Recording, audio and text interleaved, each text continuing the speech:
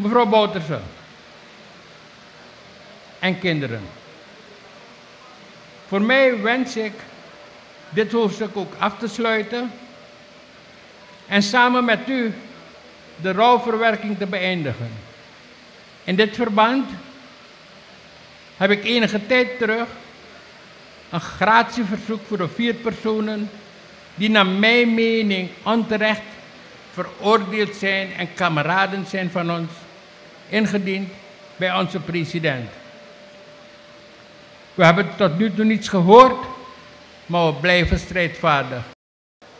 Wij, de NDP, hebben altijd gezegd dat het 8 december proces een politiek proces was en is. Onthoudt u dat?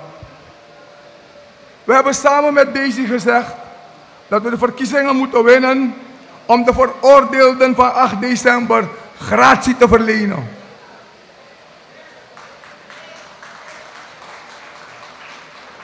Ik heb persoonlijk op podia en in de media aangegeven dat we de verkiezingen 25 moeten winnen om onze kameraden te bevrijden.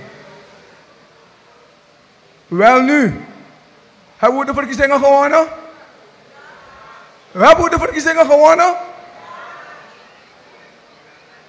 Bouterse is in december 2024 overleden.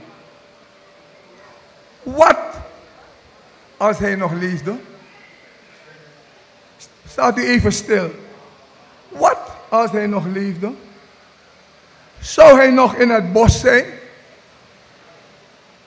Ik persoonlijk denk dat hij op 16 juli naast Inke zou slapen. Think about it. En dan kom ik bij met punt 7. Wat gebeurt er met onze kameraden in Bomma en met de heer Dijksteel? Nogmaals, wat gebeurt er met onze kameraden in Bomma en met de heer Dijksteel? Meester Kanhai heeft een verzoek tot gratie ingediend. Het enige wat ik kan zeggen, time will tell. Laten we dat in ieder geval vasthouden.